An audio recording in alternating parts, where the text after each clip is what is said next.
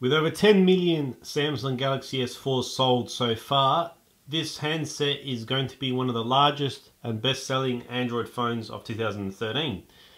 And the reasons why it's going to be such a good selling handset, we're going to look at in this video, and obviously also take a look at the negatives of what this Samsung Galaxy S4 provides in comparison to other handsets that are on the market. So if you're ready for the full review, please make sure to give this video a massive thumbs up. And don't forget to subscribe to the channel for more video reviews. Let's get straight into this. This video is brought to you by the brand new game Fuse by Insomniac Games. Get your tactical third-person shooter action on a roll by checking out the links in the description below.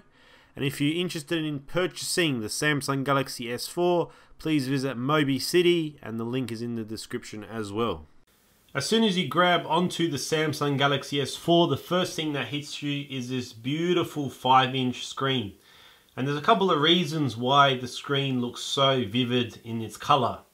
It's got a resolution of 1920 by 1080, which is actually the same resolution found on your high definition TV at home. So it's an amazing resolution and pixel density pushed into such a small screen.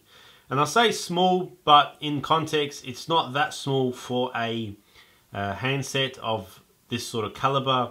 5-inch size is seeming to be the standard these days used by most manufacturers. And to be quite honest, with the way that the screen is designed in this form factor, it actually still is quite manageable with one hand. So as you can see here, I can reach the top notifications without removing my finger from the support on the bottom. However, there are some times where you want to click in the back button or something like this up the top, which makes it a little bit difficult and hard to stretch over. So you do feel the 5-inch screen size, but it's not something that is going to be a massive detrimental in terms of your kind of usability of the phone. The screen itself has also got really good viewing angles. So as you can see here, it's got an extremely nice viewing set.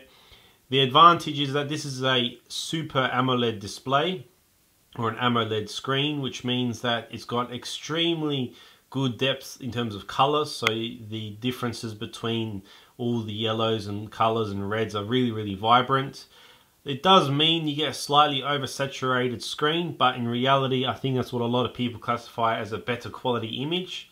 And in my opinion, I think this is also a very good display and it's very hard to fault. I think it's one of the best displays out of most handsets on the market, including the Samsung Xperia Z, and I would most probably give it to this over the HTC One. Taking a look at the device, as soon as you actually grabbed in your hand, I felt like it was a little bit of a cheap device, but it actually grew on me, and the more and more I hold on to it, the more and more it feels like it's kind of like a pebble, something that's very smooth and natural to hold in the hand. And it works with some advantages and there are some disadvantages, like the material makes your hands sweat a little bit, which is a little bit of a downside.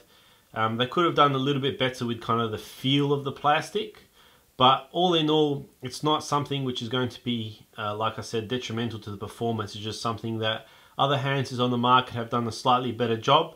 I do notice on the Xperia Z that they actually have a rubber band going around the phone. So if you actually dropped it, it actually would land on a rubber portion, which wouldn't damage the phone. So it would be something pretty cool to see on the next Samsung that comes out.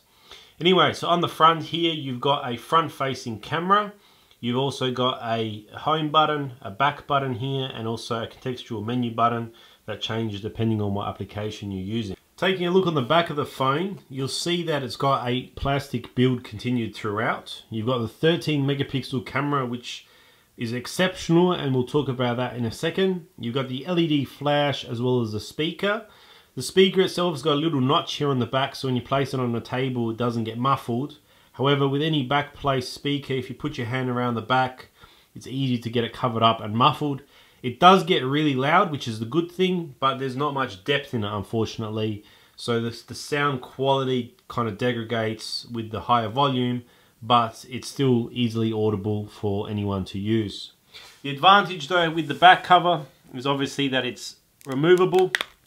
So you can actually take off the rear cover to expand the storage on here, as well as for your SIM card and removable battery. It is a 2600 milliamp battery, which will actually get you through a full day, if not longer.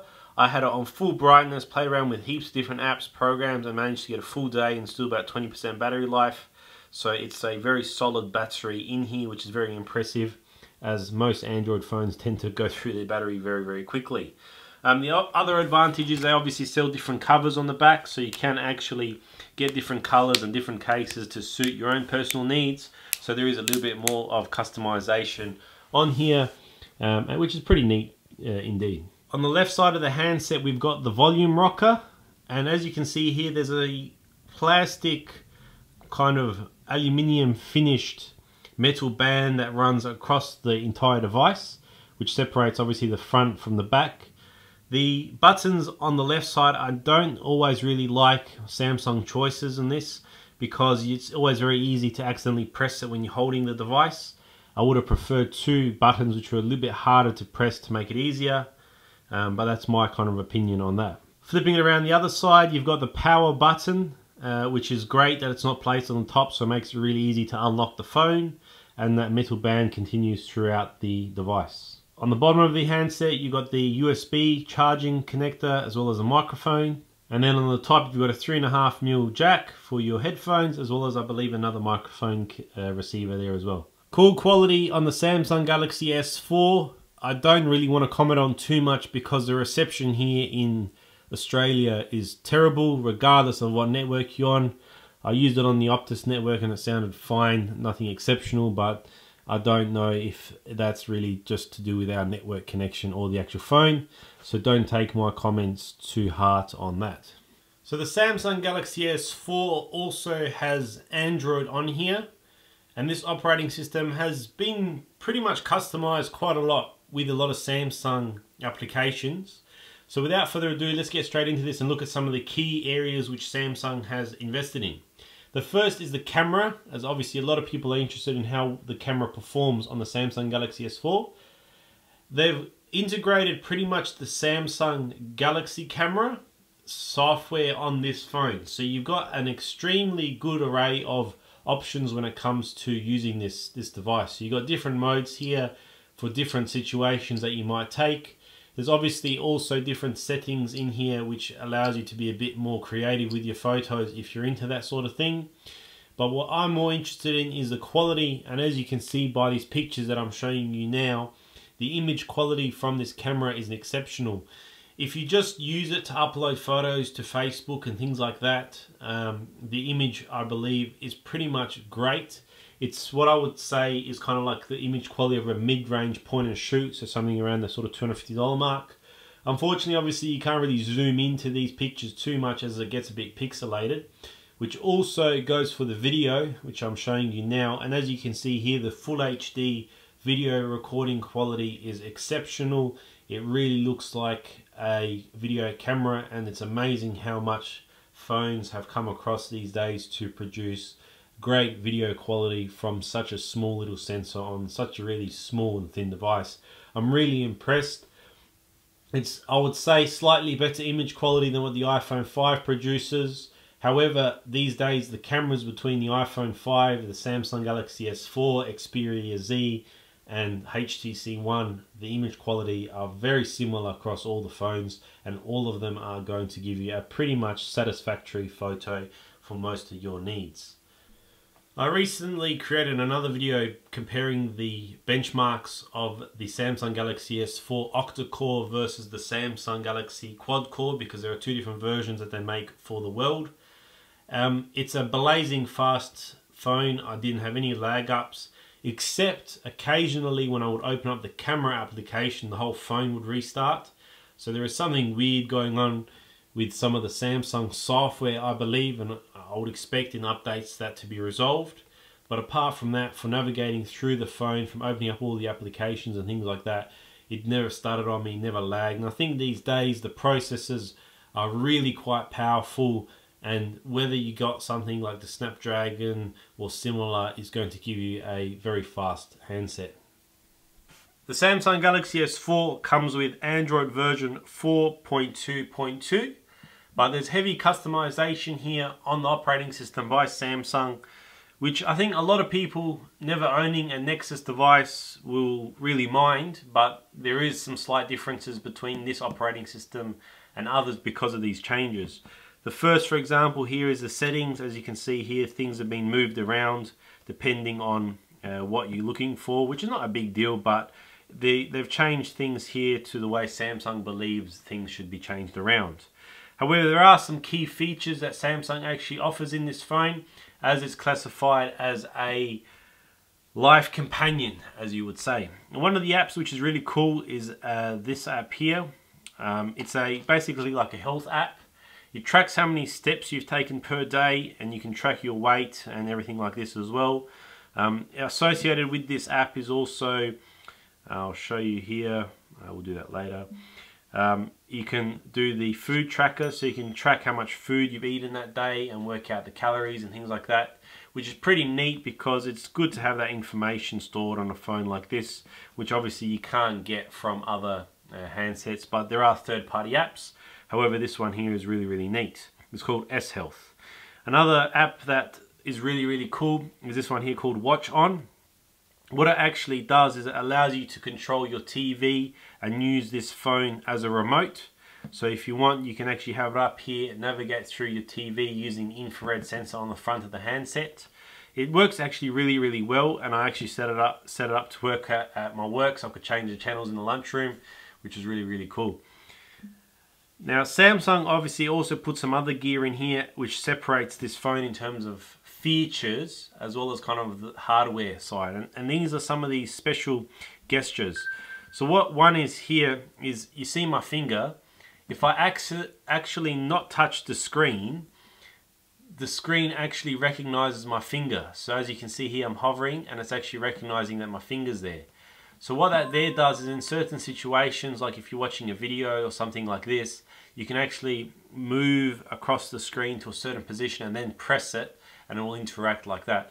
This features kind of depends on what the software is and how it's implemented, and a lot of this stuff seems to only be in the actual Samsung apps. So you can't use like Chrome to zoom in on a web page. You have to use their like browser that they've built themselves, and then highlight it and it will expand the text that you're reading.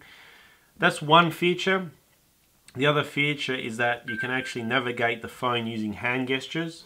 So it's actually pretty interesting. So we'll bring up, say, the camera application here, or the gallery, and we'll load up, say, a photo here. And as you can see here, if I swipe my hand over the handset, it actually will flick through the photos, which is pretty neat. And you can set these things to do different things. So if someone's ringing and you put your hand over it, it actually will answer calls. One of the downsides, obviously, having the Samsung kind of software overlay on the Android operating system is you got a little bit of a lack of customization. So say, for example, if you want to remove some of the applications that were installed on the phone, and you go over here to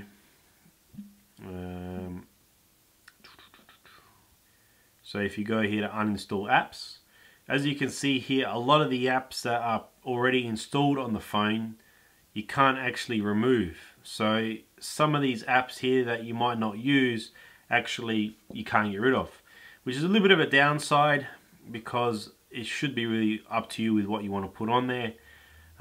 And considering the 16 gig versions only got 9 GB of free space, which pretty much means you should get an SD card for it, it's a bit of an annoyance not being able to remove the apps that you don't want.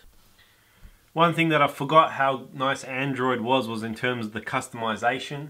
So as you can see here on my lock screen, I've got an app running which is the TripAdvisor application, which changes to different photos on your lock screen of places around the world, which obviously you can't really do on like an iPhone or anything like that.